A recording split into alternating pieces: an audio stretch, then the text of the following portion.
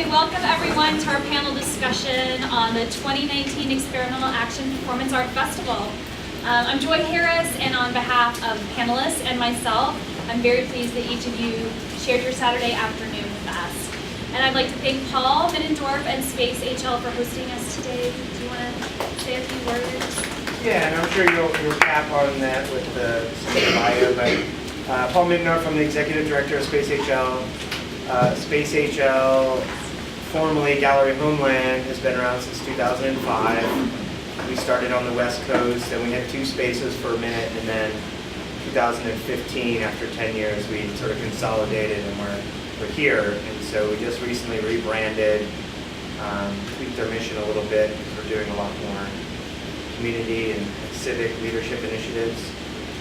So yeah, we're brand new to this space, opened up in December. So yeah, we're happy to start rolling with our programming again and hosting great events and panels like this one. So, yeah, So I wanted to give a brief overview of what Experimental Action is. It is an inclusive community of artists, volunteers, and participants who come together so something experimental can happen. For those of you who haven't attended the festival yet, I encourage you, of course, to do so.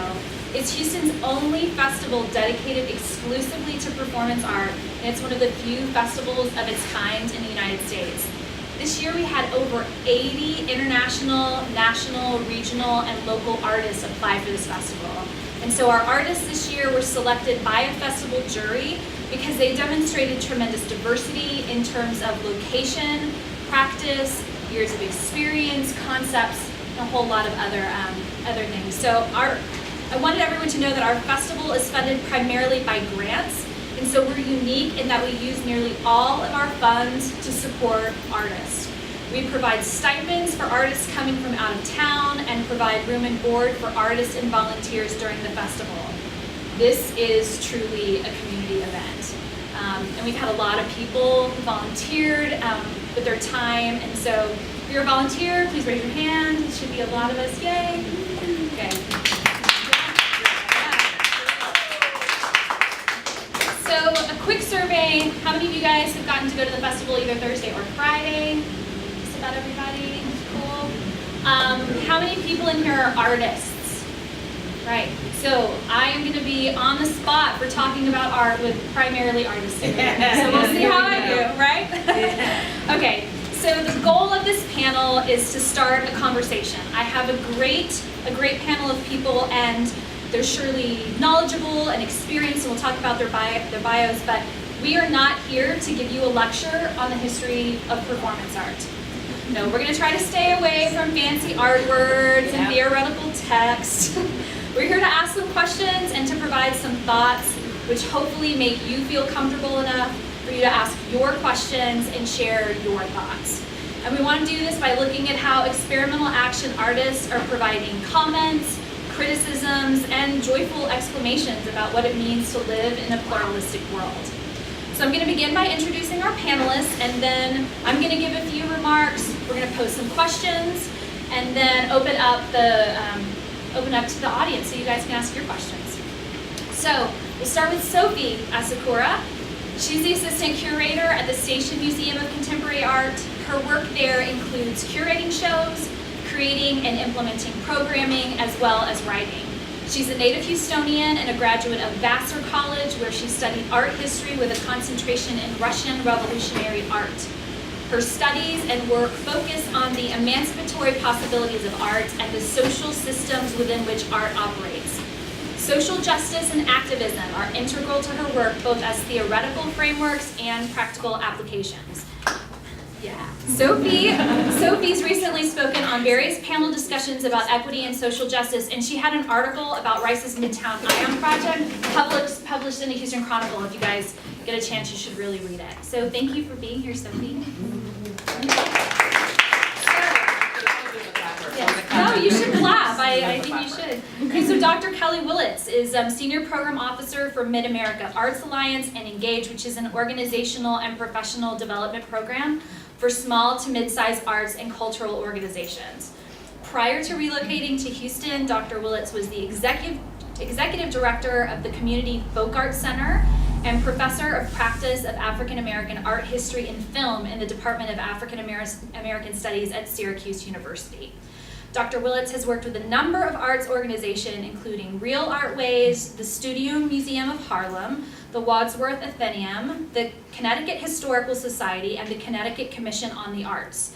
In addition to her previous position, she's also served on the board of New York Consortium of Museum and Art Centers, at Arts and Cultural Leaders Alliance Syracuse, the Association of African American Museums, and a grants panelist for the New York Council on the Arts and the Cuyahoga Arts Council in Cleveland, Ohio. It's all drag, honey. It's just drag.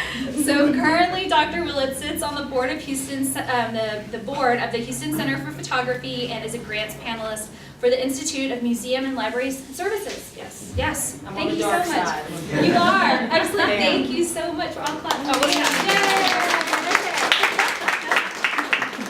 All right. So we have Paul Middendorf, who received his BFA from the School of the Art Institute of Chicago in 2000, and he is an artist, curator, and writer living and working in Houston.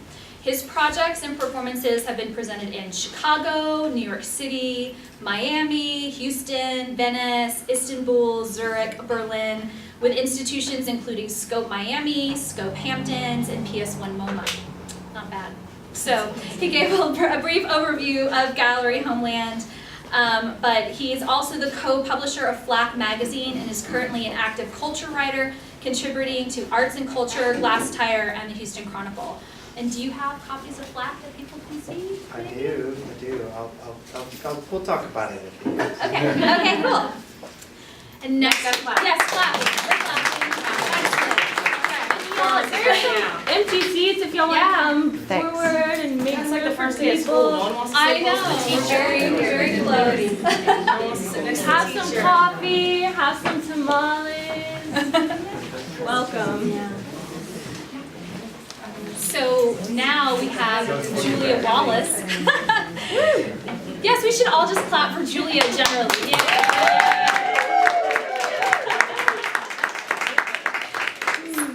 So Julia is a Houston-based performance artist and organizer, as well as the director of Experimental Action 2019.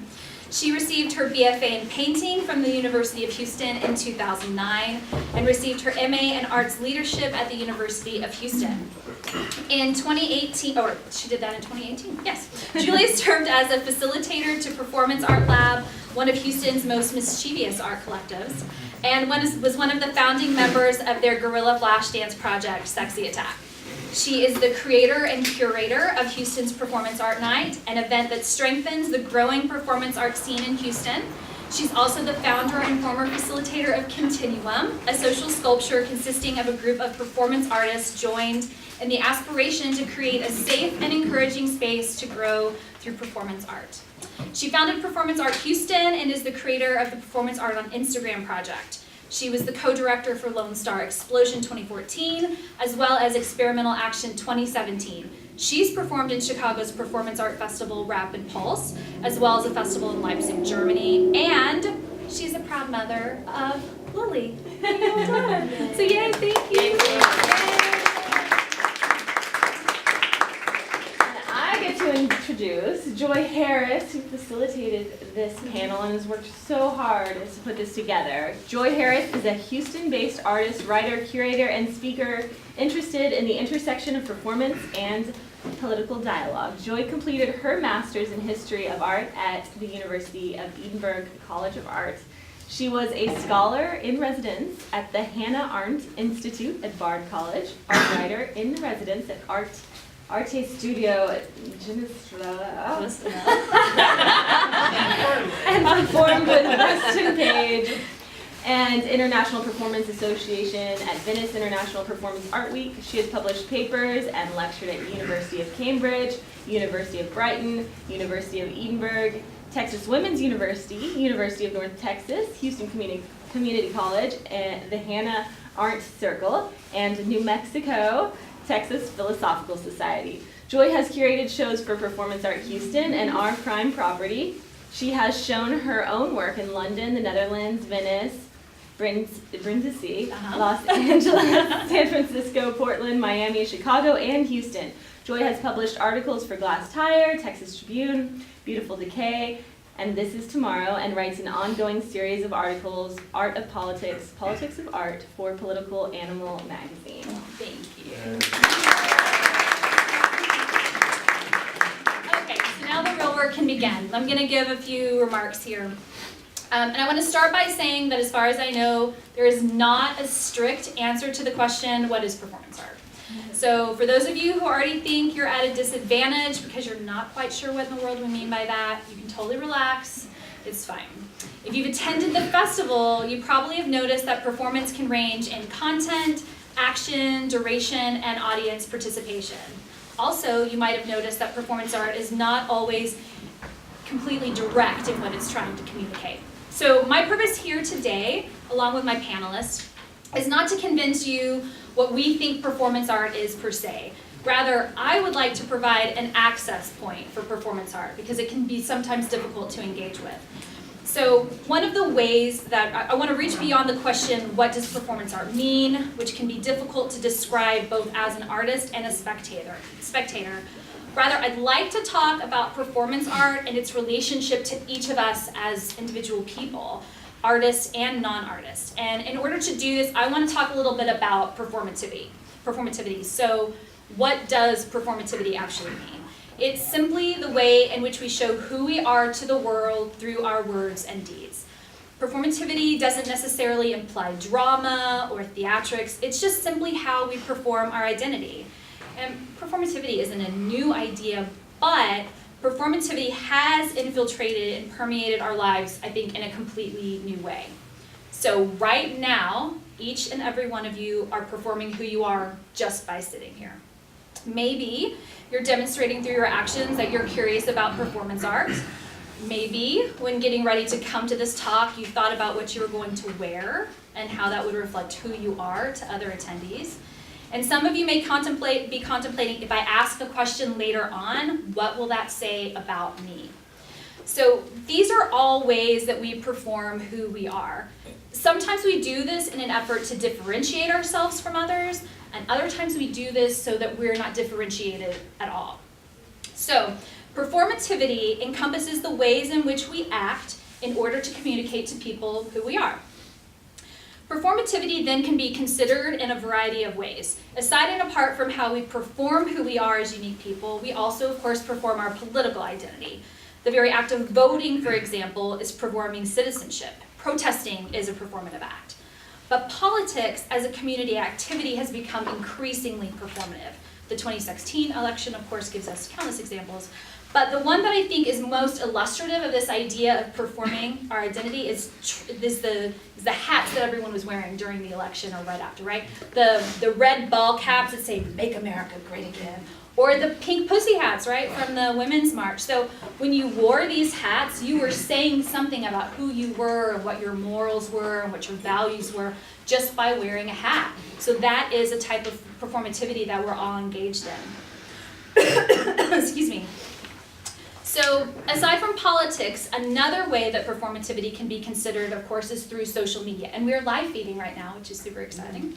Influencers on social media can almost instantaneously change the opinions of millions of people, including our lawmakers, right?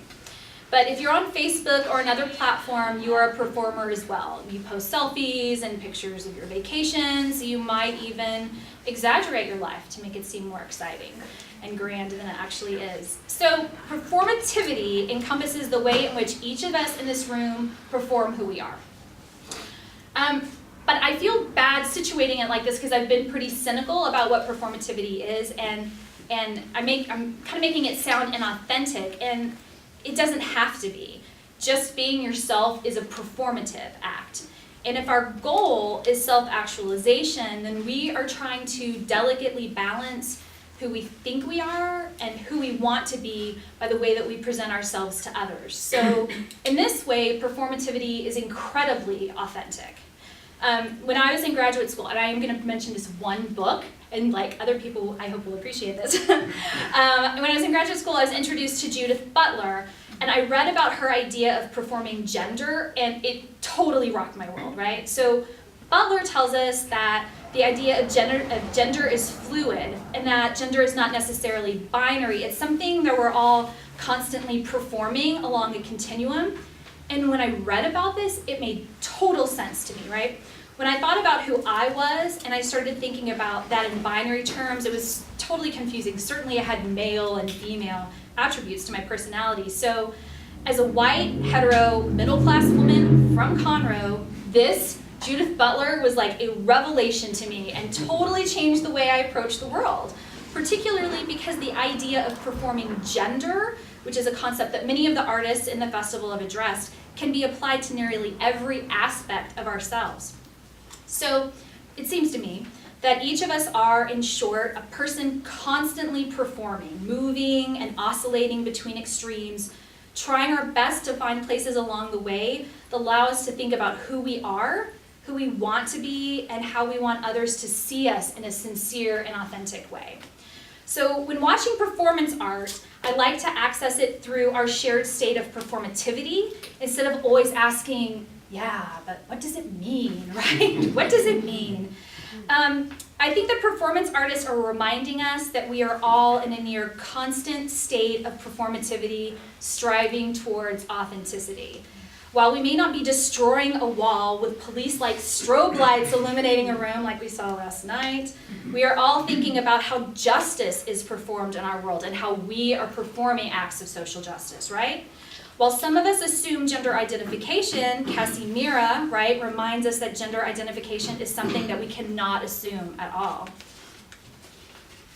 Other artists in the festival remind us of our performativity by including us in their work. So Cynthia Post-Hunt, for example, asked a group of strangers to carry her body for over an hour, reminding us that we are all in some ways responsible for and dependent upon the care of others, those that we know and of course those of strangers. Roos Hoffmann asked 12 people to stand in a room still and quiet while the audience watched. As a participant, very quickly I had to realize that I couldn't think about the fact that people were staring at me. Instead, I had to reach inside myself in order to intellectually and emotionally avoid the direct gaze of others, which we all do all the time. And Michael Anthony Garcia invited people to dance with him, which I'm super jealous I didn't get to do. And as he seduced his dance partner as an audience, we witnessed something truly sinister. And we realized we did not have the agency to protect his victim, which we all feel all the time. So I guess what I'm trying to say is that performance art may not be life itself, but it is a beautiful articulation of life and the performity that each of us engage in every day. It reflects the fact that we can all feel trapped by who we're supposed to be, how we're supposed to act, how we interact with our community, and how our bodies are supposed to appear. Performance art mirrors our performative world, and it can challenge and shock us and cause us to consider and reconsider who we are and what we think, and it can make us feel emotions that we didn't even know existed within us.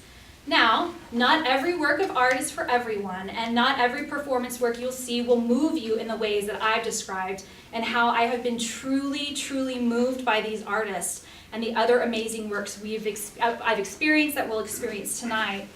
But I ask you, instead of immediately asking, but what does this mean? What are the artists trying to say? I asked you to consider a different approach when looking at performance art. How do each of these artists tap into all of our shared joys, fears, and vulnerabilities in order to create a work of art that is always new, never reproducible, and is always fearless in its courage to reveal something deeply personal that exists upon a continuum that we all share and move gloriously within, each and every one of us. And so with these thoughts in mind, I'm going to move to our panelists and ask them a few questions, and then we'll move to the question and answer portion. Yeah? Okay. So,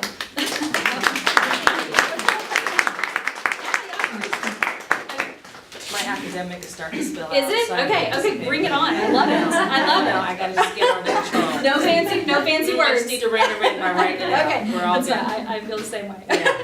Okay, so we're actually starting with you, right? Oh my God. Yeah, we are, okay.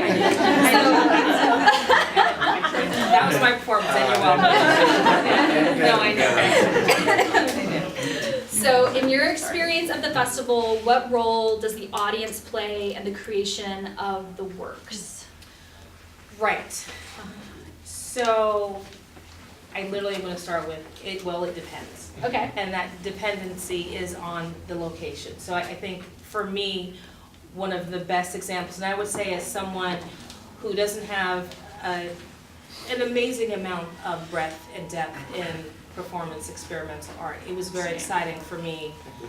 Amber Alert, I know, everyone knows where I am.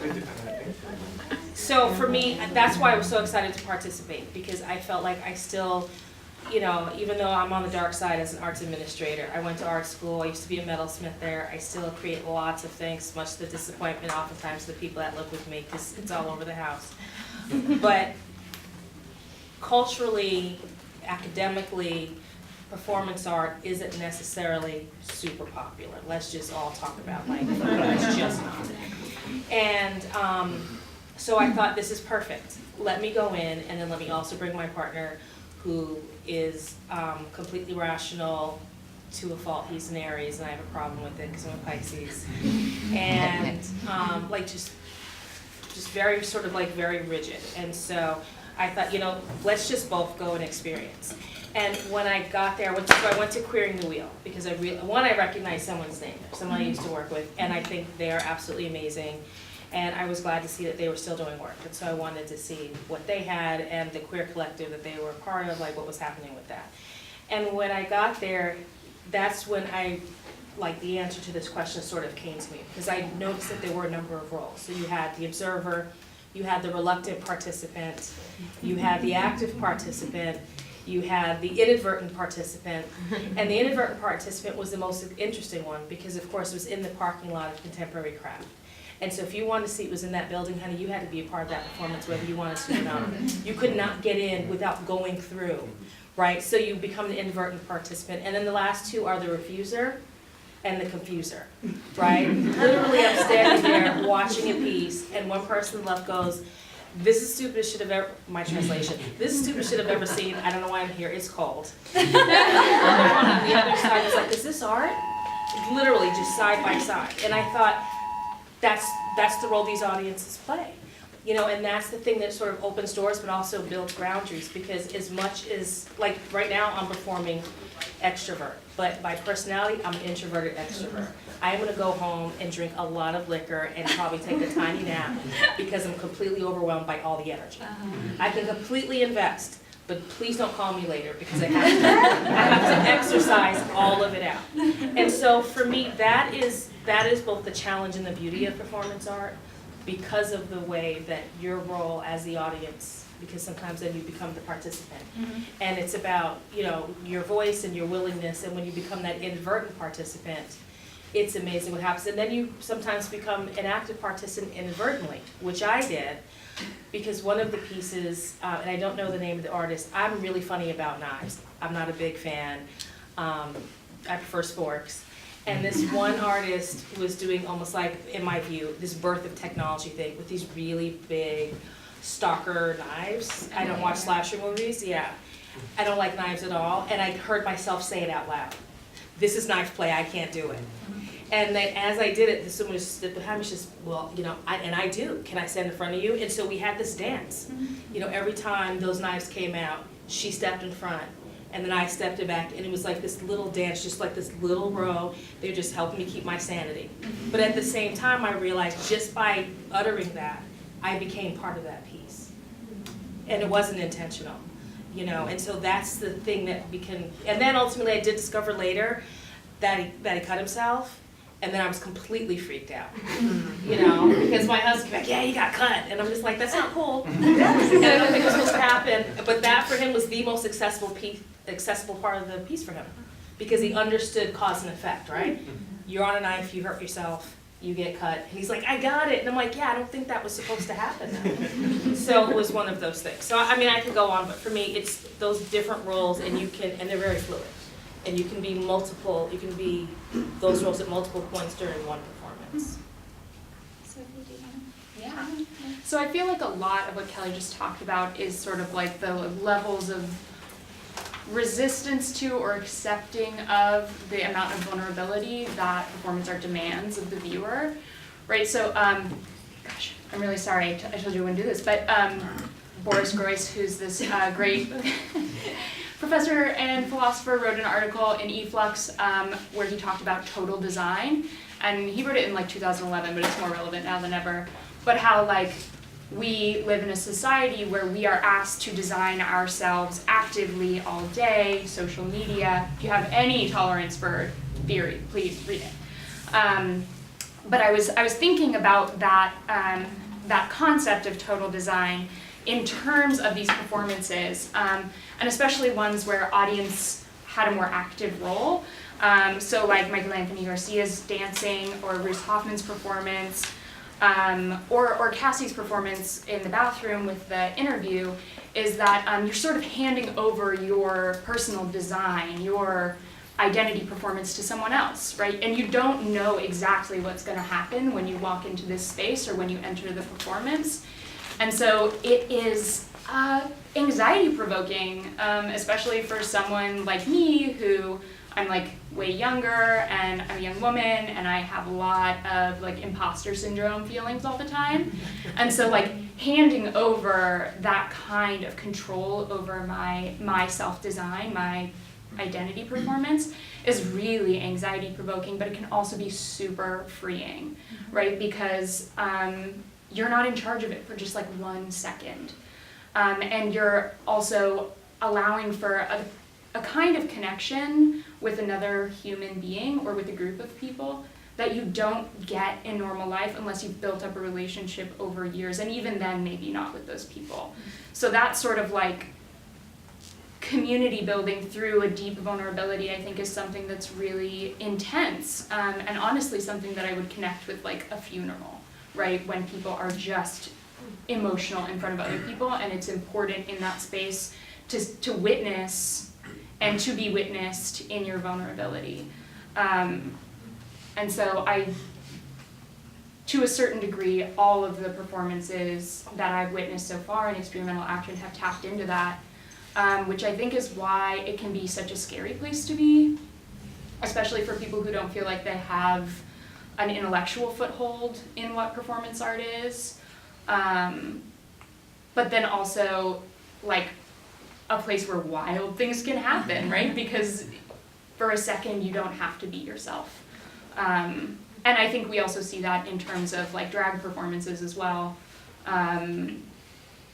Yeah, so that kind of witnessing vulnerability is something that I really valued and cherished in my time at experimental action, because after this I'm going to a party and I'm gonna have to like be really polite, and I can't have like lipstick all over my face. Thank you, by the way. I was so nervous. Right? Somebody took a video of me getting the lipstick applied to my face, and Kheli watched the video and noticed that I was holding myself. She's totally self-soothing. She's Yeah. like, it's gonna be fine. So it's like kind of shaky in the moment, and then afterwards I was just like euphoric. I was like, that's the best thing that I've done so far this year. Like, wow. So that's sort of like letting go and permission to let go.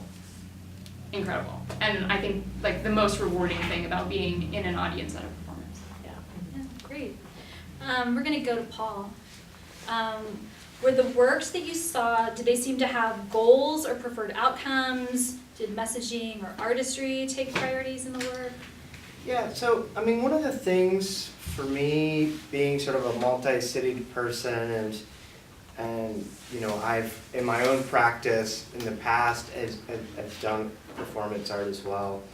I'm really interested in sort of the duality of the artist and their message, but you know, I feel you've got the performance, the sort of evergreen performances that sort of can be anytime, anywhere, any part of the timeline, and then you know, and then there's things that that are, or maybe that changes and you've got things that are very specific to now and very specific to some of the messages and some of the world around us. I don't want to bleed too much into our third part of our panel, this question, but you know, I was just really pretty in awe about sort of the curation of the festival and all the artists' projects and how sort of thought out they were, and you know, even, and maybe it wasn't intentional or not, but at least I was reading into it, and I guess as a viewer, that's what you do.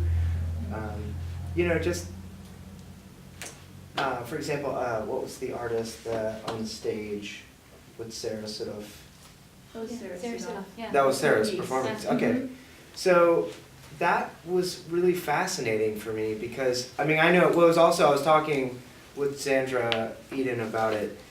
You know, it's like maybe it was different because we know her locally, you know, and so you see a familiar face, and then the interactions. You're like, oh, well, she clearly knows that person that just flashed her. But then there was this like, you know, intense vulnerability. I think as any sort of, you know, as so many of us are now, or you know, especially, you know, the vulnerabilities feeling of LGBTQ and you know, of you know, sort of the female community, just in the time that we're in and how dicey everything is and backwards it is, and you know, you have Sarah up there who's, you know, she's not exposing herself to you, but the camera's down here, so then suddenly it's projected on this jumbo screen. Do you want to say, like, explain what Sarah's piece was, just briefly?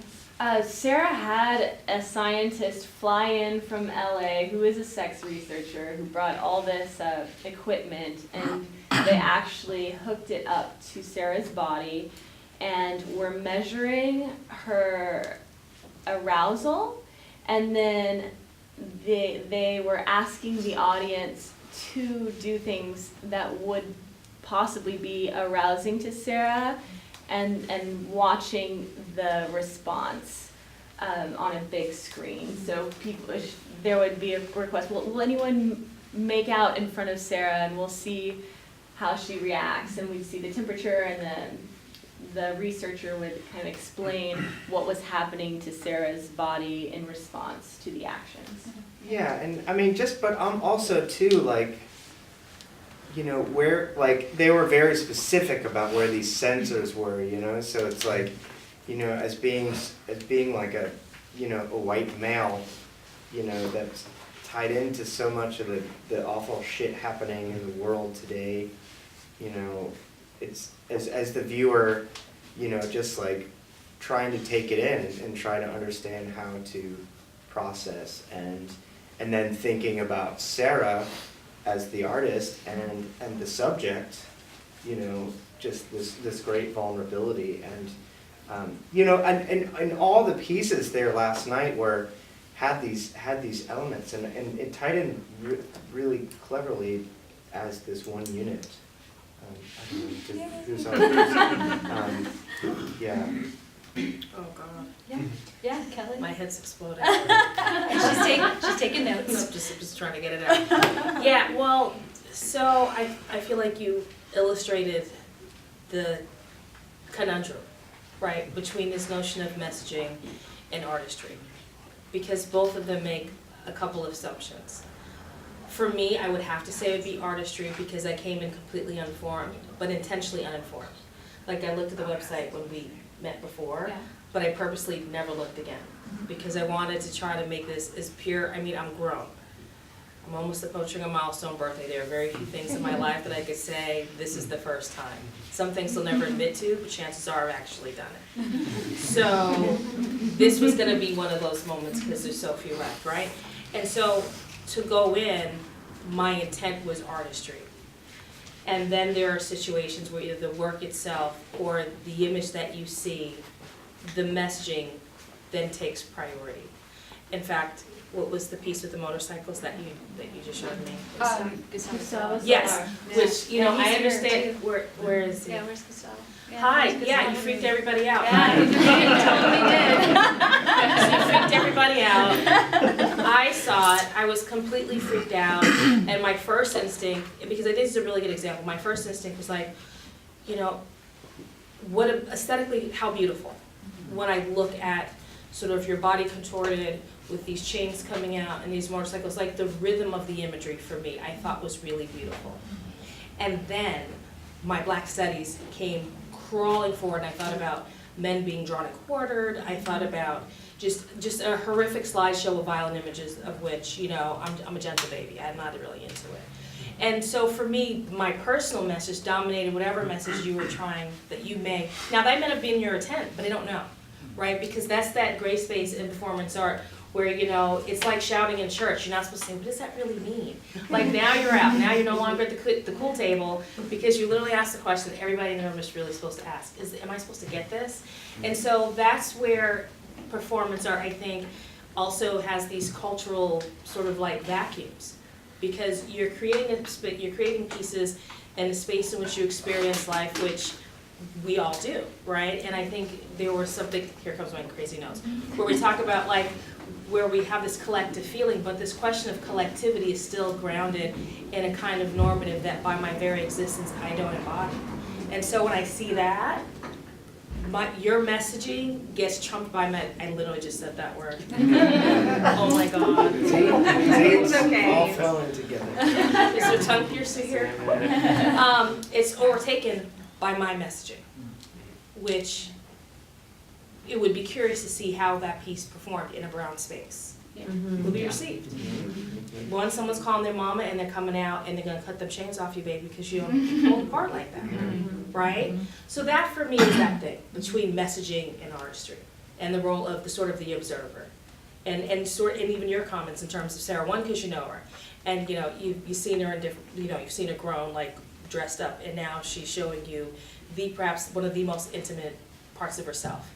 And when you see her again, you still have to look in her face, right? Without thinking about sort of, I know what turns you on. I mean, can you imagine if all of a sudden, every time you looked at someone, you now knew what sort of like set the motor going? You know, you kind of, it changes your relationship is forever changed. And it's unintentional because you didn't know it was gonna be her there, right? You didn't actively seek that. So that's that kind of thing that makes my head explode. So that's where artistry and messaging, what one moment for Paul was a moment of artistry, you know, my interpretation, then becomes horrific messaging because he knows the artist. And this is something very intimate and is grounded in time, whereas the straight white male, you know, on some level, if he comments, you know, we're gonna elbow each other to punch him in the head first, right? Because now we're thinking, you know, now he's objectified her. He's just like, that's my girl. I didn't know that she liked candles. You know what I mean? Like it can be an innocuous statement, and now we're gonna put him on Facebook, and people are gonna protest out front on Monday. That's the challenge. Yeah. So, yeah. Okay, so Sophie, you're up. How is performance's relationship to the market, or lack thereof, how does it affect the ways in which the artists and their works speak to our current socio-political moment? Yes, modification. Okay, so I wrote this question, it's wild, whatever. Basically, what I want to talk about is just like money, right? And how money is sort of flowing through what it is that we're talking about right now, because I think that's something that the art world never talks about, and it is the basis of everything. So one thing that I love about performance art is that it is just like only barely marketable, and you really have to like work to sell that, and to like, I would love to see video documentation of a performance like go up at auction at like a big auction house. It would be so weird, right? It would be so weird to watch. And also maybe a little sad. But so it's like the thing that, and I don't really want to get into why it is that performance is not necessarily as marketable. But I want to talk about, you know, effects of that, is that like the amount of experiment that you can have in performance art is is way higher because you can experiment in the moment. You don't have to have like a preconceived notion of how the experiment's gonna go.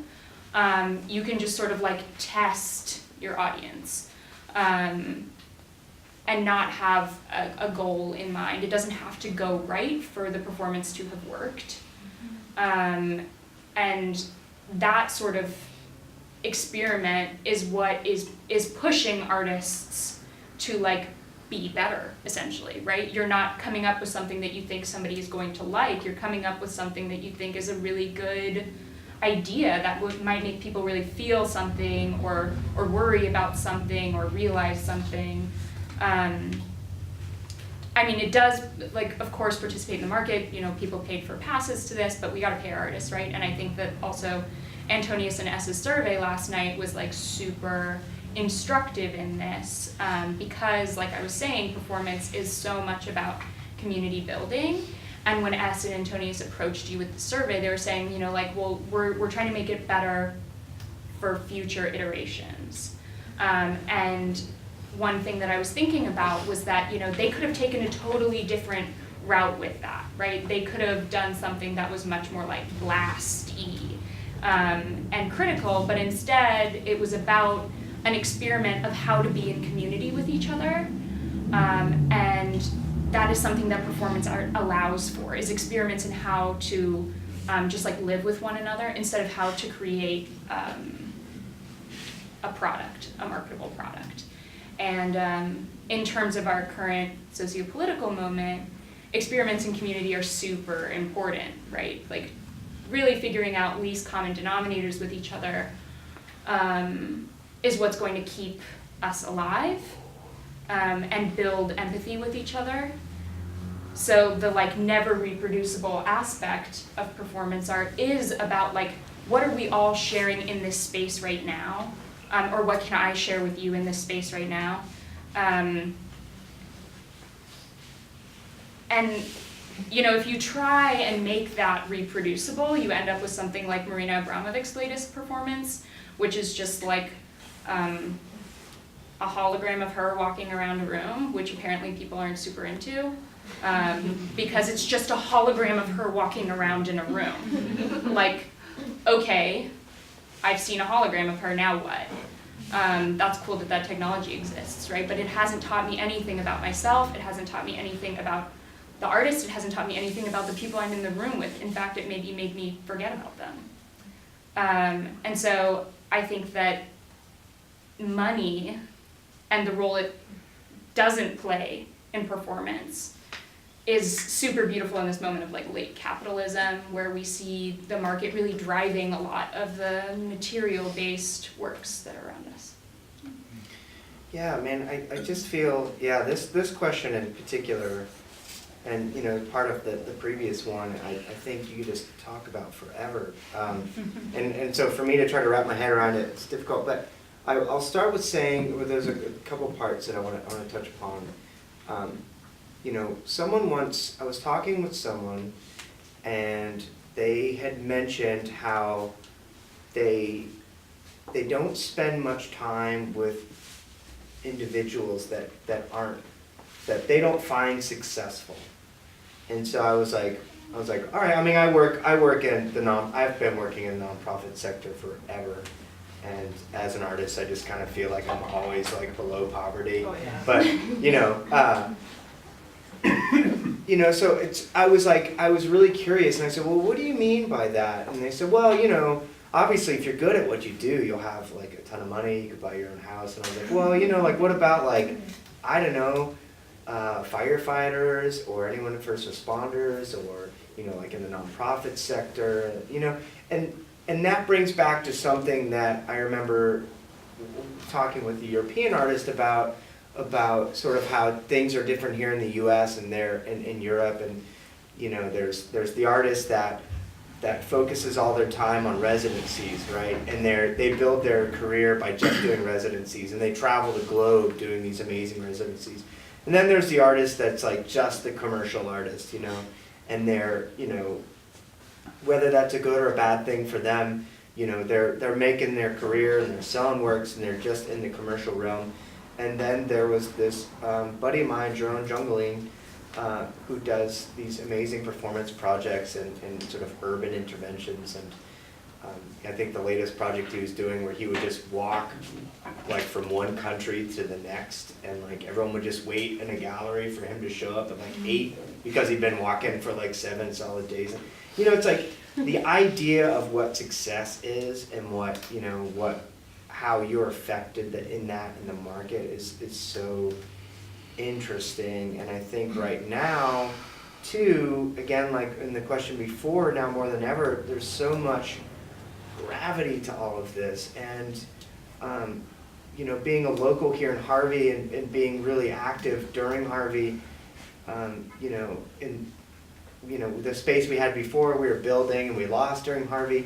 And in the end, Houston and the Texas region, it just was like, there was such a slump. And for artists and for admins and for everybody, just like what is value? Like, what do we value? And like, you know, we'd already were dealing with all the shit from the year prior, 2016, end of 2016, and now we had this, and it was like, man, it was so heavy. And I had these moments where I lost this space, and I'm trying to think about like, do I even open another space? Like, what's the value to it? And like, what do we do? And so like, when it comes to, you know, performance art and you know, some of you as the artist and us as admins, like, you know, the message that it carries and what we're doing. And I think right now, I mean, regardless of what you're doing, it's, you know, as your artist statement, you know, it's gonna just be profound to someone about, you know, what that means in the overall climate we're in right now.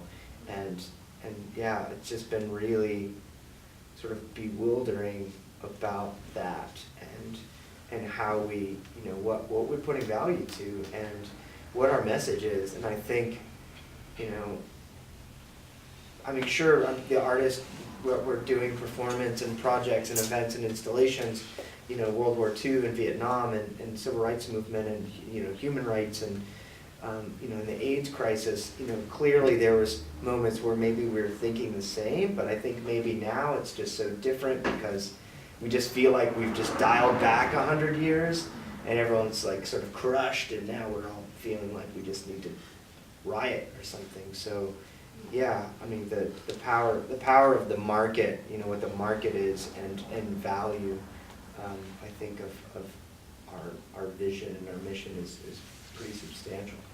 Can I think that? Yeah, of course. So one thing that I heard a lot growing up, and then also in liberal arts college, was like, do what you love and make it pay.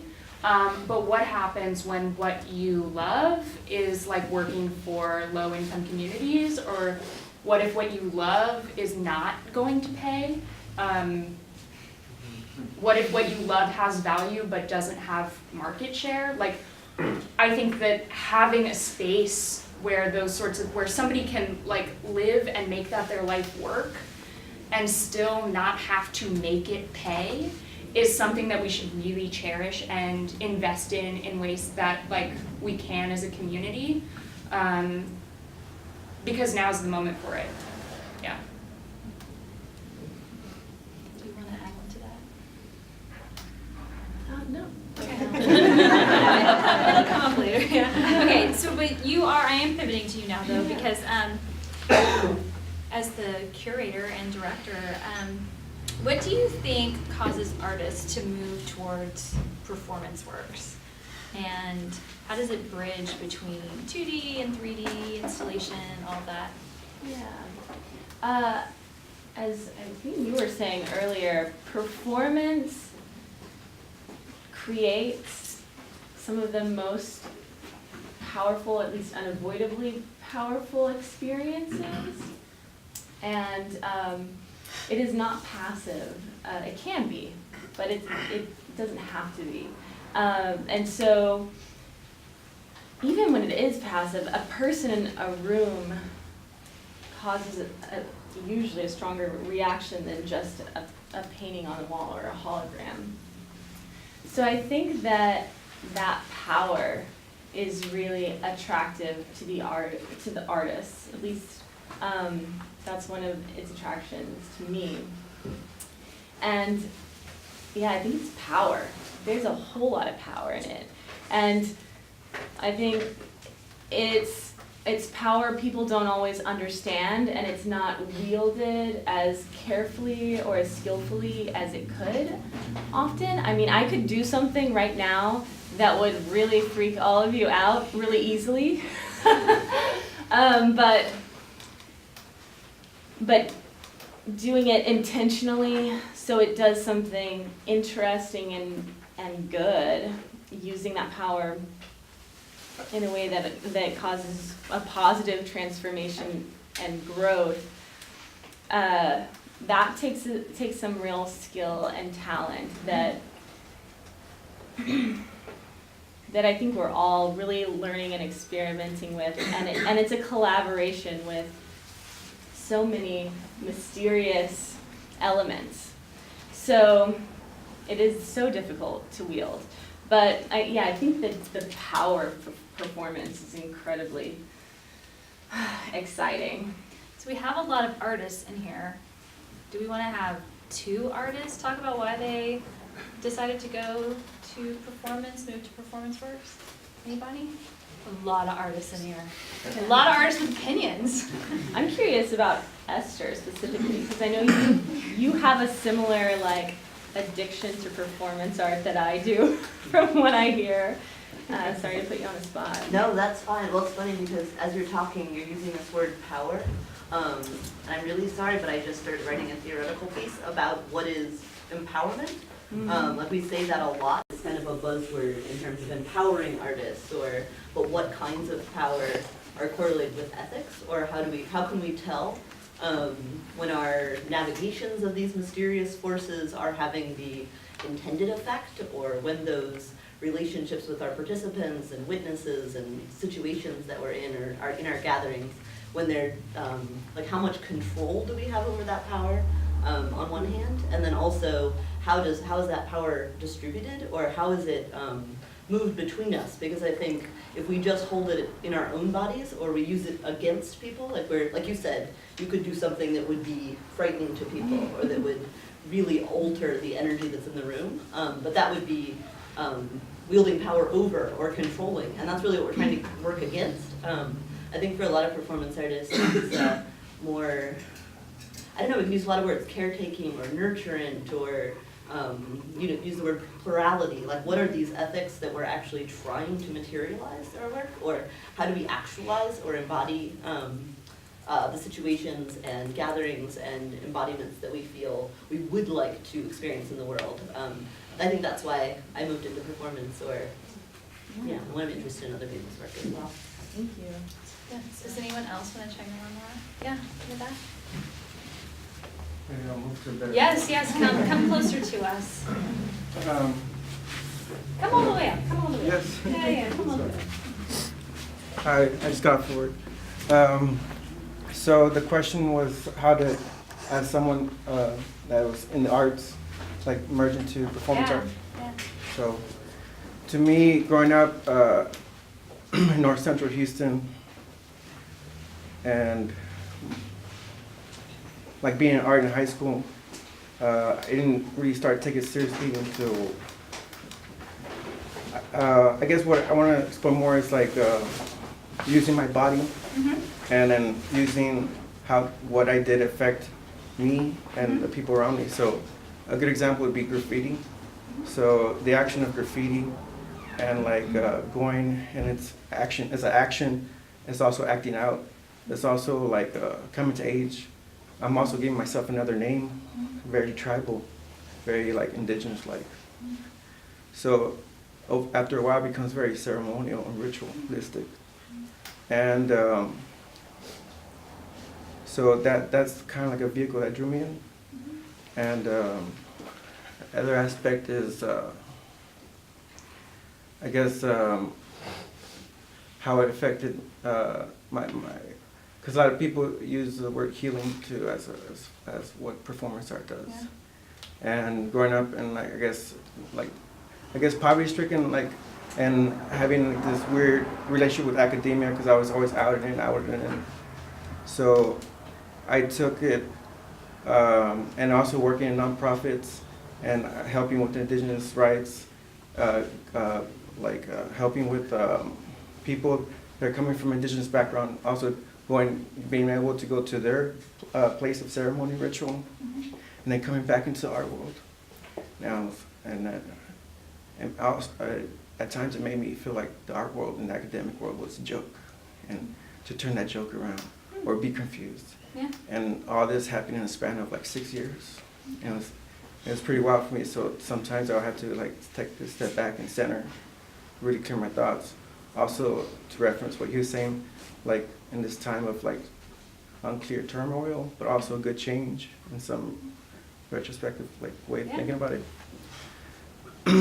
I get emotional, right? Because it's a very in-depth question for a lot of people. Yeah. Because to take that first step for performance art. Yeah. And the two examples of what very common in the performance art world is one being naked and also being a birth veil, like a rebirth. Yeah. And you see that a lot in performance art, like people being in a bag and coming out of a bag, Yeah. and what that represents. Yeah. It does. Do one of you guys want to respond to anything that you said? I saw you shaking Yeah. your head. Yeah. So Thank you for Appreciate shaking it. that. Thank you. Of course. So up at Station right now, we have the work of Castles, who is a performance artist out of LA, and they're a trans person. And one thing that I really love about their work that really, they have some works that are not performance, and they have, documentation of their work, marketable. But the thing about their live performances is that their body is undeniable. And in a time when there's a healthy amount of denial, having your body be in front of people, often naked, is like a real declaration of being and of self, and a demand to be seen. And then that coupled with action, like Cassie, I'm thinking of your performance on stage, where like that's an act that is ritualized to some extent, and I'm talking about hormones injection specifically, and that we know plenty of people do, but is often, a private act because it's just part of your day, you do it. But to have it done on stage in front of people, as a body that may be marginalized is super powerful. When a lot of the bodies that we see on a daily basis don't look like ours, or the identities just don't match up with ours, to stand and declare yourself is a really important gesture, and I think is a real reason why a lot of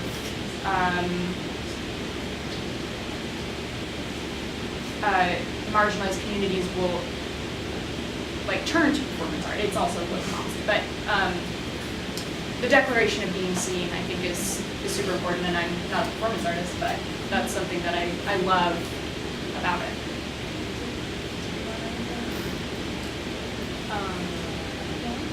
Okay. Yeah. To just bring it all the way back to the beginning, I think one of the roles that the audience plays is being a witness. Yes. And that can mean a lot of things, but just being there with someone while something happens, there's a magic to that. And I think that that's something that is seen in religions all across the board, and ritual as well.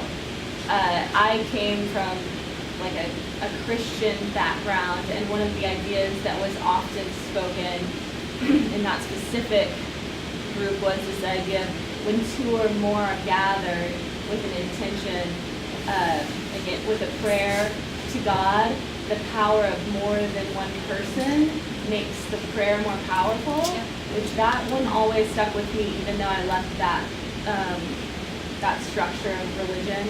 And I think there really is a power to that. Like, if all of us join together somehow with some intention, a shift happens. So even if it is as simple as me standing proudly with my body as I am with a group of people that witnessing me being any artist. Or Cassie did a piece at a performance art night, just sharing her body as inspiration for art. You were, what do you call it? You were like a model we all got to sketch. And just presenting your body in that way, by the end of the time, it changed. Like, we were all just engaging with you in a just completely different way. You showing up. So that witness, there's something magical to that, and it is present in lots of ritual and history of humanity across the board. So I'm having like a mini existential crisis on some level, and I'm going to say it out loud. And I think one of the things that I find interesting that we've all talked about in a way but haven't really said is that at least in the culture of this country, the spectacle of performance has always been something that is actually part of society. People used to get dressed up to go to a lynching. It's not artwork, but it's a performance of some sort. You know, I mean, even in Europe, the French executions, I mean, if someone's getting beheaded, you wanted a front row, right? Because you wanted to say that you were there. And so I find it very interesting that somehow we have found a way to isolate the artistry, right? So when it's not an act of violence or an act of one person against another unwilling participant, then there's something very creative and beautiful about it. There's this artistry about it.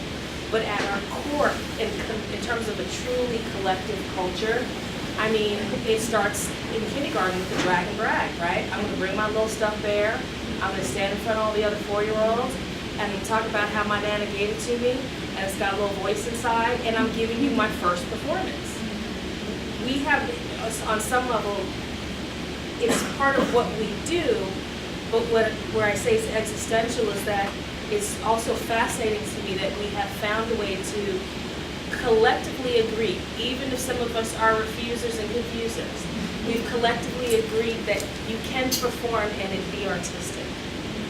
Do you understand what I mean? Like, I realize I'm going way far without any help of any pharmaceutically allowed substances under certain circumstances, but that really is, and so when I heard the artist talking about graffiti, I mean, when I grew up in New York, you got arrested.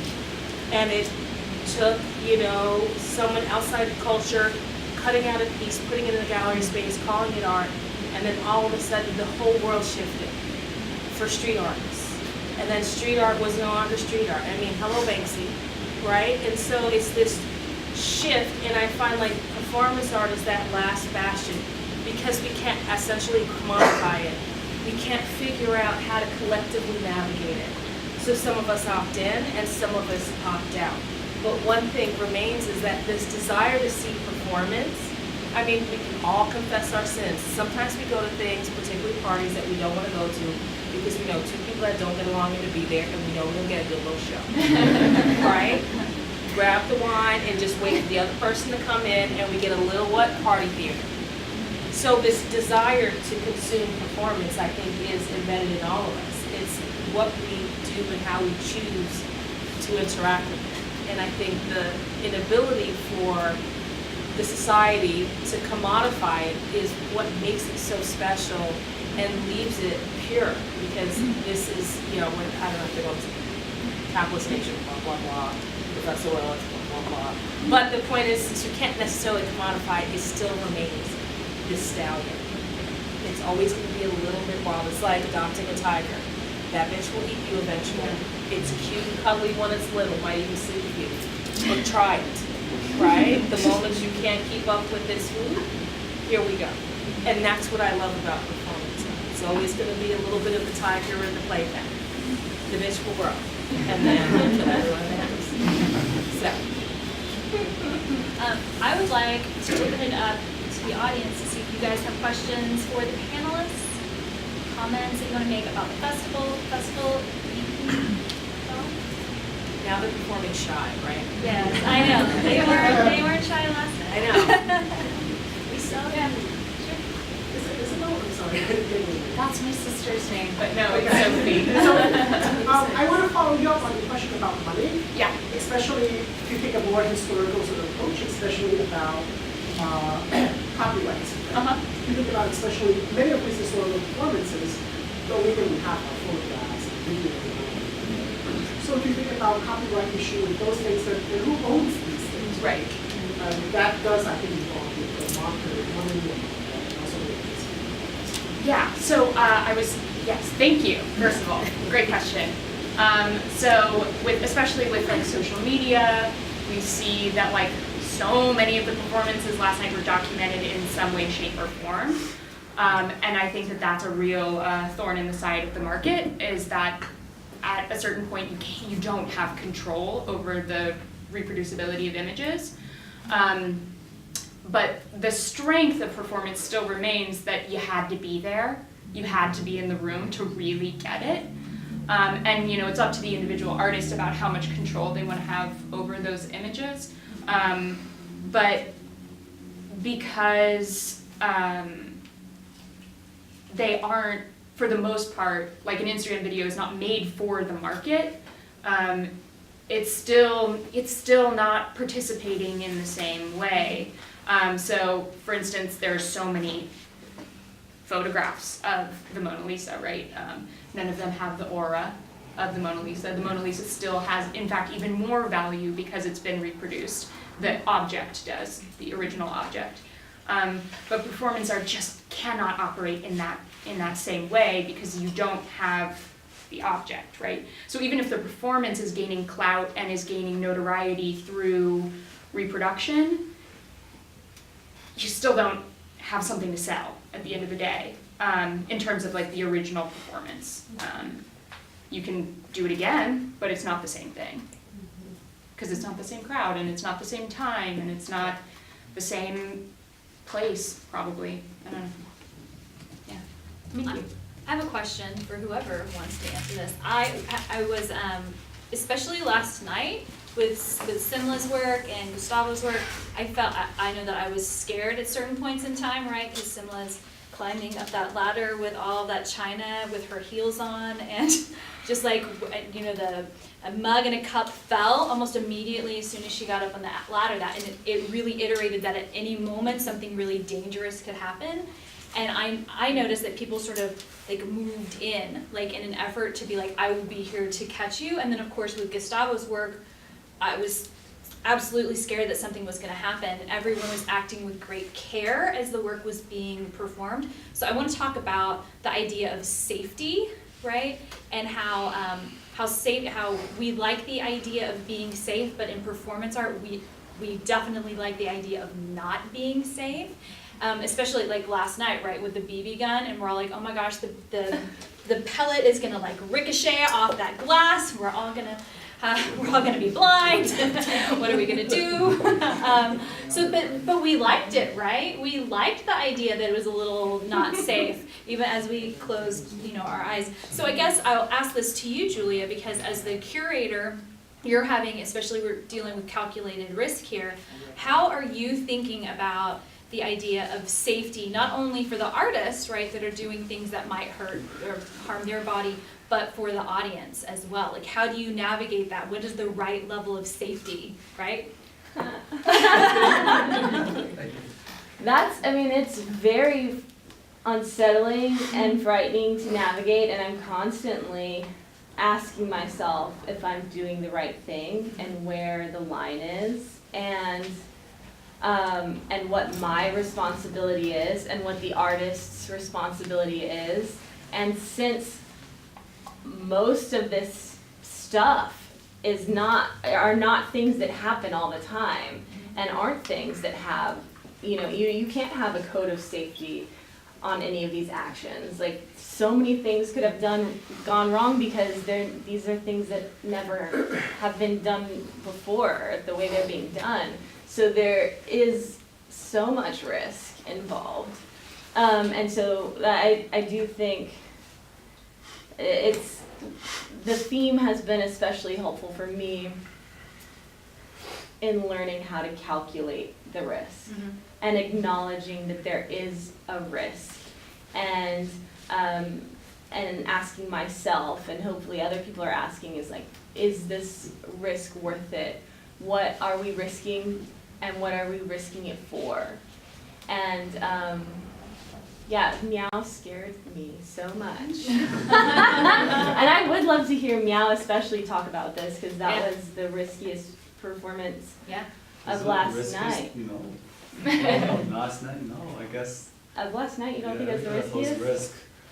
Yeah, so I didn't realize that was risky. We were scared. Yeah, because I definitely thought about that. If I throw hammers every night, let's say like my job is throw hammers, performance every night, I might kill someone in a month, right? But I don't kill people for the first night. It's just such a little chance.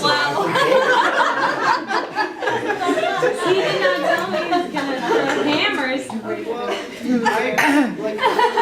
I think what you said was really fascinating, and I'm just going to bring it back to the same topic I've been revolving around, just because it's kind of plaguing my head, a lot of people. But you know, where you talked about people moving in closer, right? And oh, something's going to happen. You need to be ready. You know, and your piece, I had to leave early, but you know, there was a conversation that was happening about that piece, you know, and the element of it, and the motorcycle piece as well, and you know, where I was thinking as a facilitator, like, oh my God, like, what happened if that happened in my place? Like, what would I? How would I'd be sick to my stomach. Like, how would I handle that pressure? But at the same time, it's really fascinating is talking about moving in, because I think like, is this a new thing?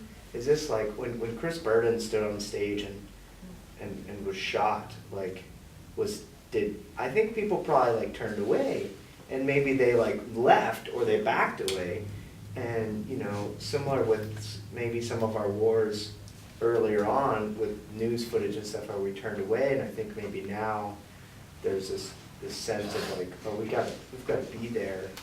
We got to be there, be ready to look out for each other and to look out for these performance artists, you know, and maybe, you know, I don't know if you're thinking about that in your works either, whether you care if we're there to help out or not, you know, but that's really fascinating for me about, you know, the motorcycles revving up and everyone sort of like looking at each other and everyone gets a little closer, you know, it's like ready to like, you know, try to like tackle one of the motorcycles if it goes haywire or something, you know, it's like, I don't know, that's really powerful for me to think about. But there's and this goes back to what you said earlier, there's the leaning in because we want to care, and then there's the leaning in because we want to be voyeurs, right? Because we want to be on the front row to see what happens.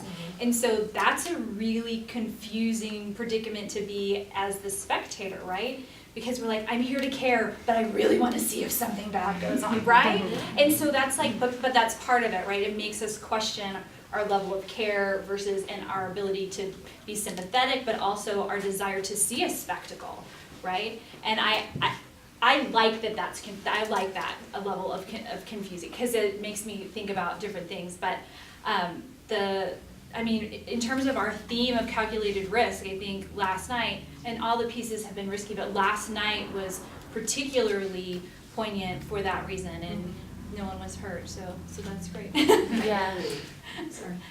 So one thing that I've been thinking about as you guys have been talking is that like a lot of this risk that happens in these performances is sort of like a signal or a trigger that this is not business as usual, right? This is, I guess, to make an analogy to like politics, like a state of emergency, right? You're witnessing danger, it's bad, it's happening right now, not necessarily bad, but like not business as usual. And so that, you know, triggers something in us, some sort of emotional response that is probably not conscious. And honestly, in my head, I'm sort of connecting it to PTSD, right? Is that you're just like in a constant state of like being ready for danger. And while it's like a really horrific condition to live in, it also is sort of, in an abstracted way, really interesting, right? Like, how are we evaluating what is risk and what isn't risk, and how much are we trusting each other to perform acts that are risky, and that level of trust is deeply tied to the vulnerability we've been talking about. Yeah. Do you want to, this kind of goes along the line with the consent that we were talking about. You wanted me to mention, right? Right, so, well, first I was gonna say, based on your comment, I think what you said is, really profound, because, there's a saying now that people say that you don't have to get ready if you stay ready. And the thought of always staying ready, I mean, the fact that now it's actually like a figure of speech gives you a sense of the collective consciousness of everyone here. But yeah, so after the day contemporary, I went over to the Roosevelt, I think like 8:30. I'm doing this because that's what I was doing when I was trying to figure out why I can't get in. Because, you go in. And so we're knocking, and I'm with a group of people, and it's cold. I'm still from New York, so I'll use air quotes just for a little while longer. It's cold. And so people are knocking the door, so the woman comes to the door and she says, they don't start till 9. And so this is where you have like collective understanding about like how social events go. And so we're all like, yeah, it's 8:30, and if it starts at 9, we're supposed to come in now. And one, she never unlocked the door to talk, which I thought was like very New Yorker for her, and I was here for it. And then she said she would be right back. Which the New Yorker in me said, don't believe her, and then I didn't. So then you follow her this way, right? So now we're gonna do mom and shot. So I'm pantomiming all the way across, and I see her, and she comes up to now it's the gated part. Like we've left the door alone, while the other performance art was watching people, which is another fascinating phenomenon with watching people get in a locked door, pulling it, sort of looking around, letting everyone know it's locked, walking away, and watching literally the same person standing right there next to them go up and pull on the door. What are you, a genie? You literally just saw them pull on that door. So while they were doing that performance, when I pull it, it'll open for me, she shouts to me, we can let you in early if you're willing to sign a waiver. And I thought, I'm sorry, is my life at stake? Yeah. And that, for me, I think, is one of those other moments that creates that division, that creates those gulfs of understanding with performance art. I get the waiver. But what if this was my first foray, and you're literally shouting at me, like, this is not Sky Zone, right? It's not like a bunch of 8-year-olds, like, throwing themselves to the stars, and, like, some grown girl is trying to keep it real, tries to jump in, and gets abused by a 10-year-old, like, right, because they are flexible and bendy, and I need liniment when I get home. And so, I was saying to Joy, how off-putting. Instead of saying, it'll be a few minutes, and it's not about scripting, but to suggest that you'd only let me in if I'd sign any liability to my physical form away. You know what I'm saying? Like, I don't get big waivers like that when I got tattoos. Like, what's happening? Yeah, but I did. Yeah, so so it creates that sort of space, it creates those tensions, and it builds those boundaries between performance art and other disciplines, because there are very few other disciplines in the arts where you literally have to be like, if I lose an eye by the BB gun, I realize that was me. Yeah. But I think that's what makes it interesting and difficult for people who are curating works, right? So you have this responsibility to the people who are in the audience, and we're in a litigious world. I mean, it just is. I work for a law firm. I mean, people get sued all the time, and so how do we maintain this idea that we're the whole world is we're never safe, right? So it's not like going into a performance art, like going into experimental action is a safe space just anyway, because nothing is. But we have to somehow figure out a way to protect people while still giving them this experience where they don't necessarily know. Like if we know that we're going into a space that's not safe, it does color the way that we walk into it. But it's this balance, and it's one along with commodification. Like how do you? These are things that performance art has to deal with that other galleries don't necessarily have to do. Right. Well, you have to mediate the message, but part of the dirty little secret is that from pretty much the very beginning, art is still a business.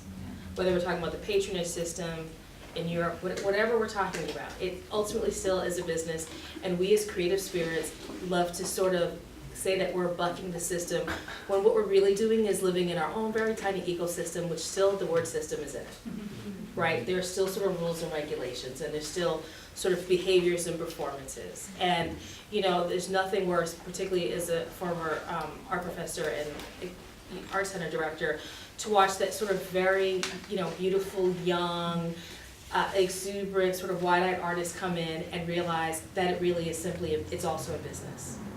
Because to your point, they just want to be happy and sort of make stuff. And their mom's like, yeah, but you gotta eat. And then sort of the whole world comes crashing in, and then have to reconcile sort of the fact that they can't imagine like taking another breath without painting.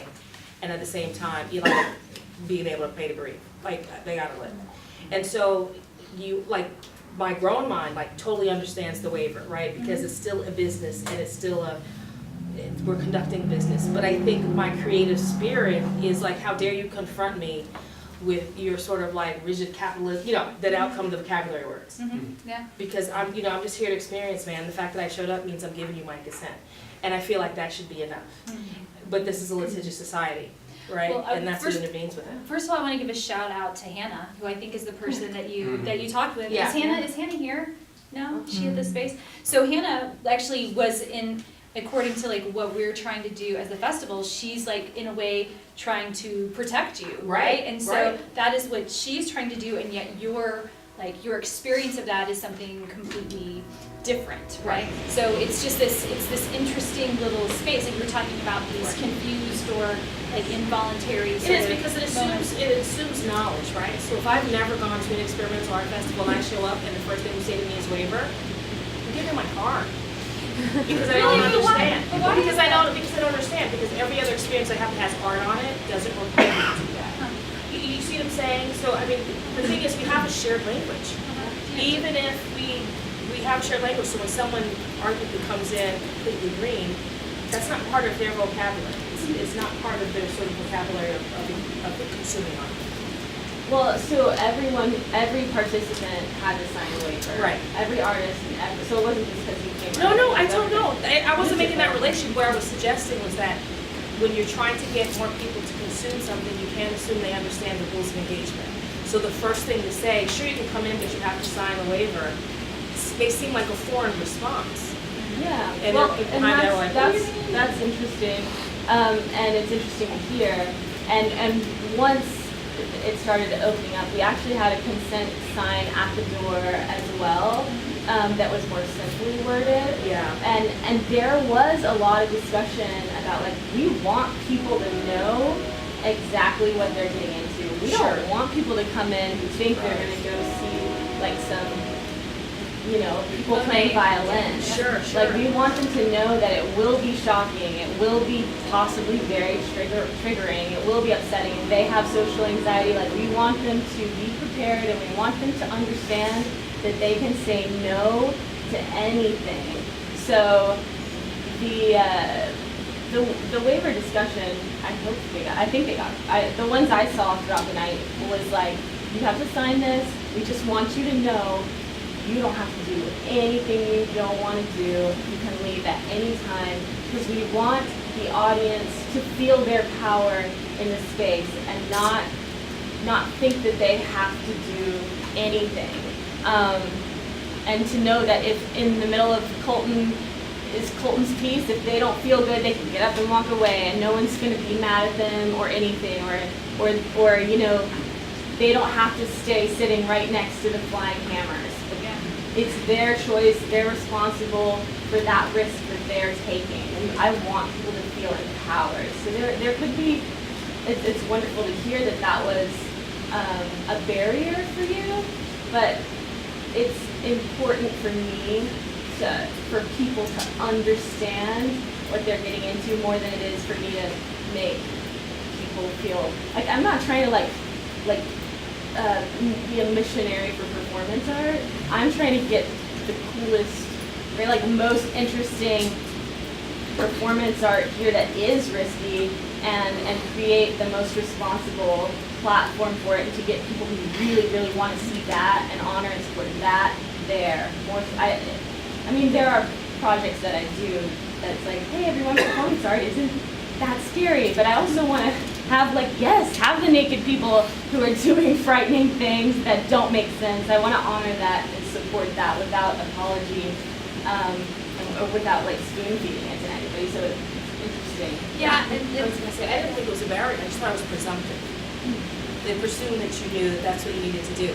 But what I find fascinating as an old girl is that, back then, performance art happened around you, and you're right, you had no agency. But there was something also very pure about it. But I also, bought cigarettes for my mom when I was 5 at the convenience store because you could buy them. And I sat in a car without seatbelts. It's that evolution. No, you're right. But this is this evolution of sort of how do you care for the sort of people around you. And I think just in 2 years, my understanding of consent and power and responsible use of it has changed incredibly. And so, I think it's an important thing to do. Again, what I'm saying, let me invoke the P word. It's almost privilege. I should know that if I'm coming to something like that, that's what I should sign. But what if I didn't? So it wasn't necessarily a barrier. What I'm suggesting is, at least in that delivery by coming early, it felt presumptive that I should know, or the people who were just like, hey, what's going on here? They should know, because then they couldn't figure out how to process it. Yeah. Does anyone have any questions? Yeah, go for it. Just want to say this is a wonderful discussion, as I am, by the way. And as an artist, I'm interested in the relationship between the performer and the participant, and so the artist and the spectator. So my question is, can the participant ever become a performer? Does the artist who created and orchestrated this performance, let's say it's an installation piece along with performance, does that performer have to be included in that space, or are the participants and the audience that? Yeah, no, that's a good question. I think it's kind of a given. Bringing that Chris Burton piece up again, it's like, will that piece have meant anything, It's like, more folks watching, Or, again, like, the sort of drawn and quartered motorcycle piece. It's like, so much of that was everyone around and the feelings and just like this weird spectacle. Yeah. But then like, what do these people want? If you walked in on that, or if someone was walking down the street, like what the shit's going on out here? Exactly. It's like everyone's involved. I think, at least me as an admin, an artist, or a viewer, I always kind of feel that I'm part of it.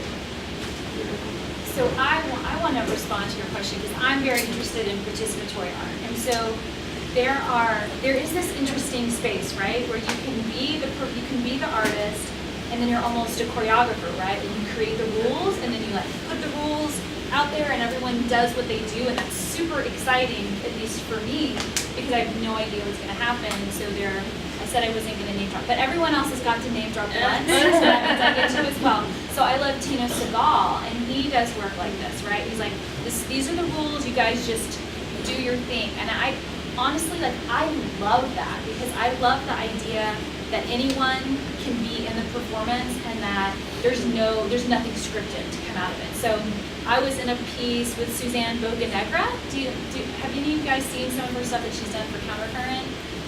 She did a piece where people who had never played violin before came in like 2 hours before a performance, and we all learned how to play like really basic things on a violin, which I thought would be a hot mess. But it wasn't. It was amazing because we just all came in like not knowing anything, and she didn't know what we were going to do. I mean, it really could have been a disaster, but it wasn't, right? Because we had these basic rules, like 4 rules. Everyone could learn 4 rules in 2 hours, and then, man, something magical happened. So I think that there is this idea that the performance artist is this singularly ego-driven sort of diva that comes from the performing arts tradition, right? And you can do incredibly meaningful work without taking the primary role of it, right? And so that's the stuff that I'm really interested in. So thank you for asking. Anyone else have, you have a question? Well, would you categorize Roos' work in that same vein? Yes. You participated. Yeah, totally. Yeah. And I love that, because when I was talking to some of the people afterwards, other people who participated, we all had a different experience of it, right? And I talked to some people who watched it. So Roos had 12 of us stand like in a grid in the space, and we stood there very still for what seemed like an eternity, because we weren't supposed to move, right? And so I was standing there, and I'm like, I cannot move. I cannot move. I am sweating and my body is hurting because I'm having to be so still. But everybody's looking at me, right? And so for me, right, it was hard because I was like, everyone is staring at me, right? I don't want everyone to stare at me. But you have to let go of that, right? And so, but each person who experienced that had a completely different response to it. Some people thought it was very meditative, some people thought it wasn't a big deal.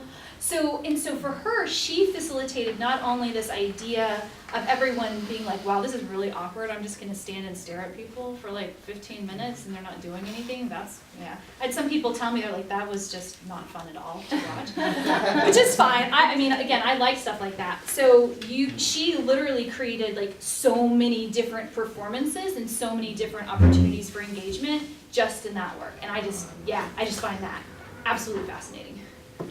Other questions? Yes. No, I would more an answer. Yeah. I don't know if I understood the question right, but was it like, because of the air condition, was it like how important the role of the spectator is in the process of performance? Or the role, I guess, of the performer, the artist who orchestrated the performance. You know what I mean? But you had the relationship between performer and spectator, didn't you? Yeah, the relationship between the performer and the spectator. Yeah, okay. And this is, for me, it belongs completely together, very strongly.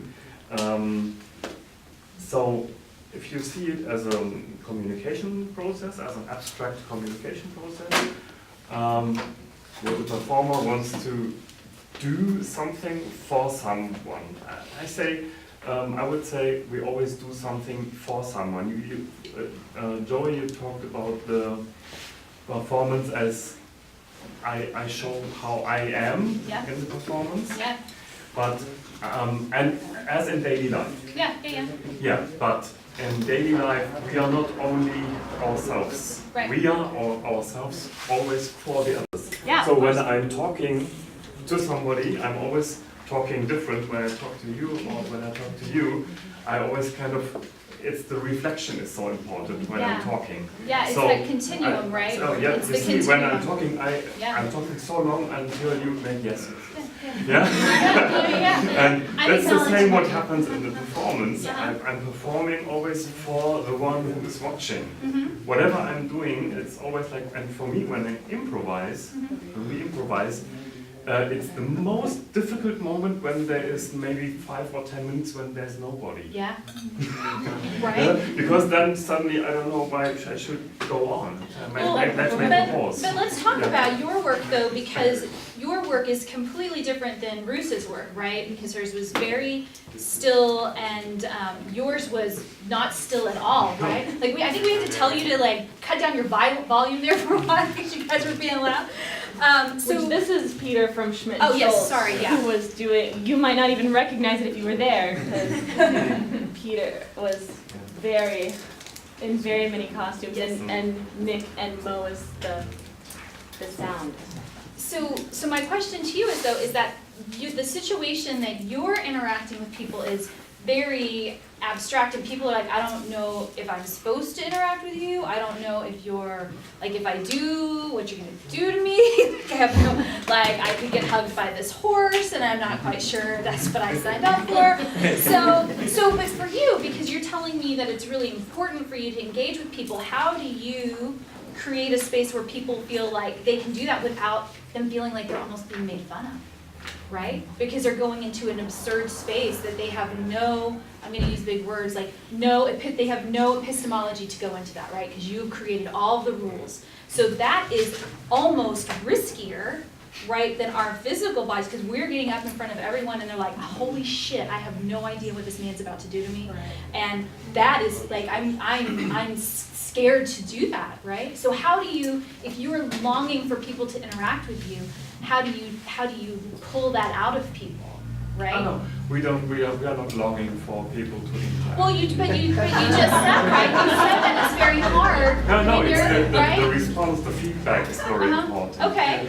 When I see people, I see how you look at me. I see how you react. If you are interested, if you maybe you're bored and you look into your smartphone, or if you just pass, or we had some moments when people didn't dare to come into the room. So those attitudes of people are also very But that's still you asking people to engage with you, and that, so you're still, I mean, you're still longing for it. You still want some, I mean, come on, you still want someone to look at you. Right? But not immediately that people directly interact. Okay. So what I mean with interacting, coming on stage. Okay, okay. We had this one, but that was really like the one guy really wanted to come on stage. And then it's okay. And but then we have to be very careful because he doesn't know what our rules and that can be really. Yeah, no, that's. But anyway, we have. I mean, it was a nice moment because it doesn't happen so often when we improvise that people really dare to come on stage. So it was really nice. But I think we also have a rule together we can apply on every member of the audience who might interact.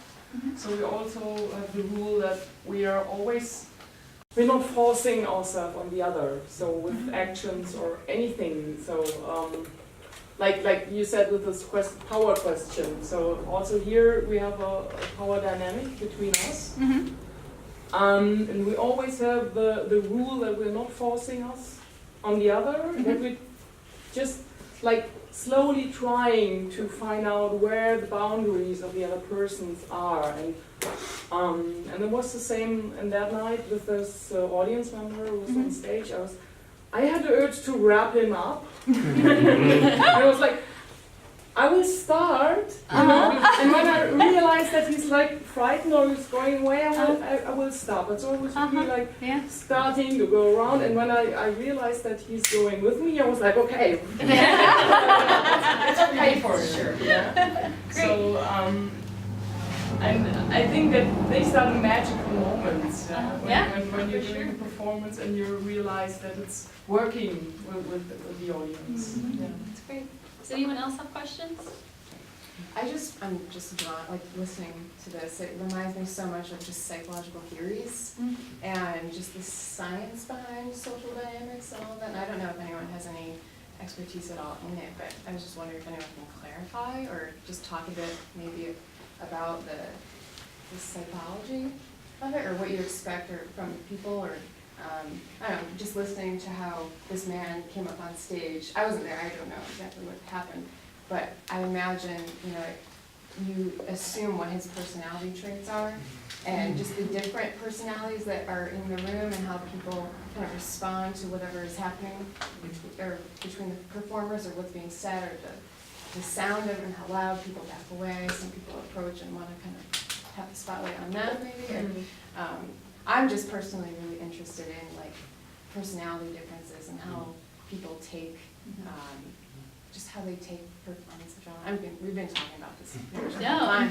but I'm interested in the science of it. Yeah, I don't have a background in that. Does anyone have a background? Do you? Okay. My degree's in psychology. Then you I should have respond. a degree and I just there's some stuff I forgot. I think it was mentioned earlier, thank you, sorry.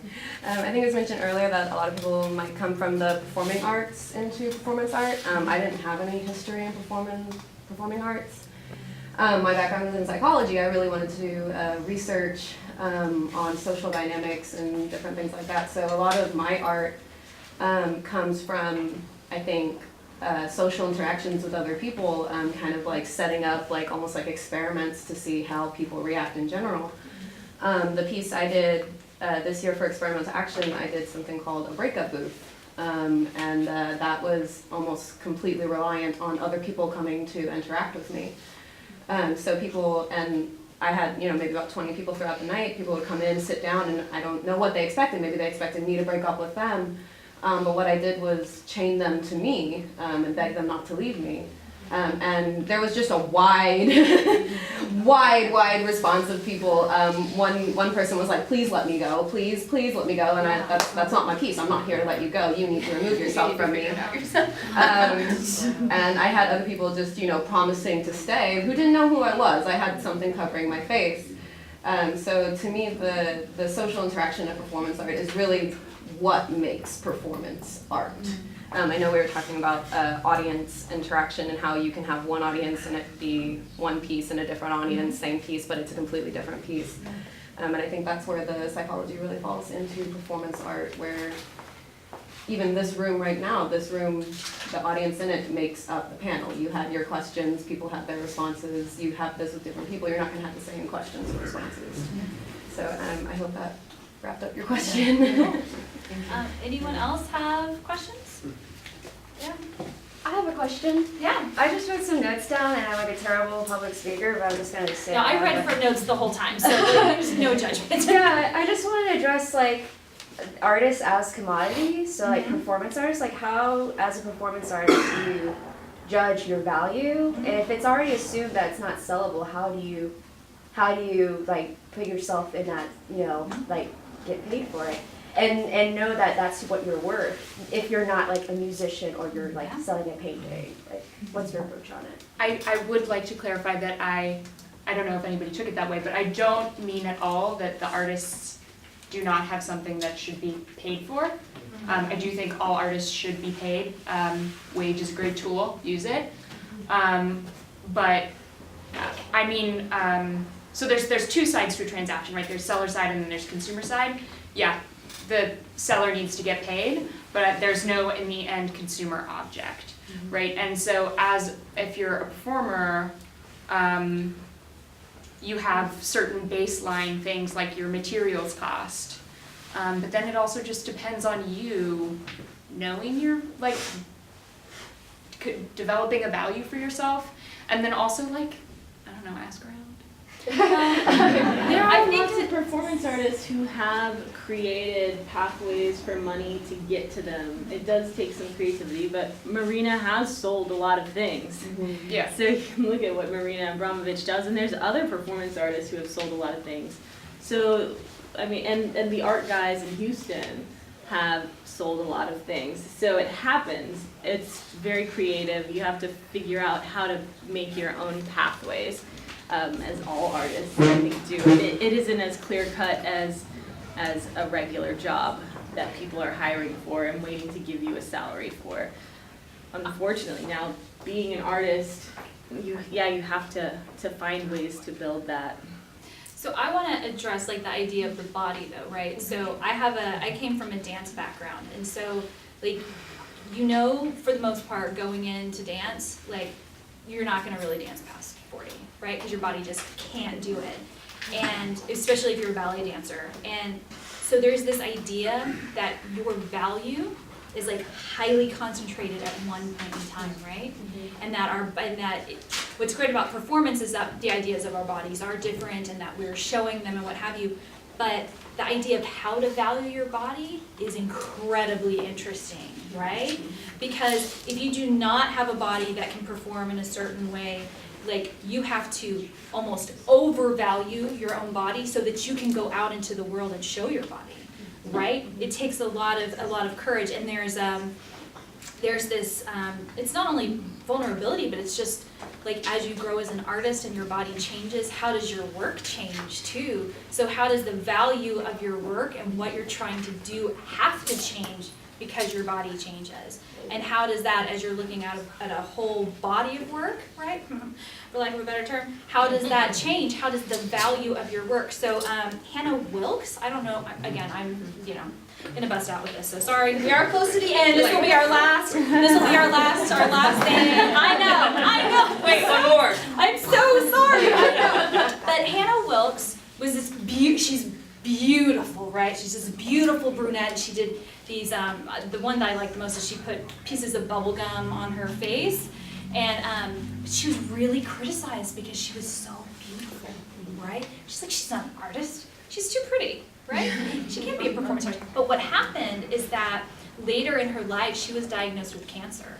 And she took photos of herself as she was dying, right? When she wasn't beautiful.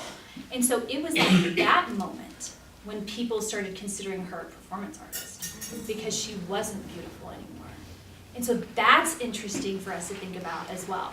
Are you giving me the look like you're disagreeing? No, I'm like thinking hard. Yeah, it's so. But also, I mean, I think it's like, don't ever think your value is what people are willing to pay you. Yeah.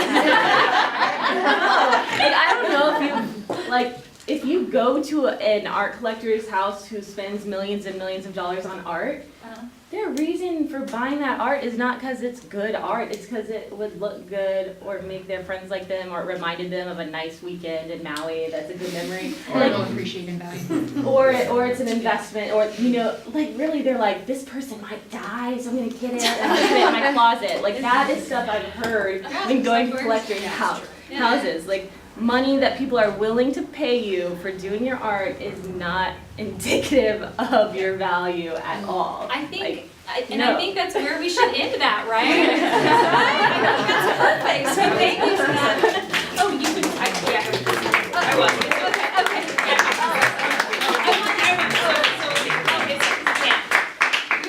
Apparently the performance But so we good and I can, can't. we can keep talking.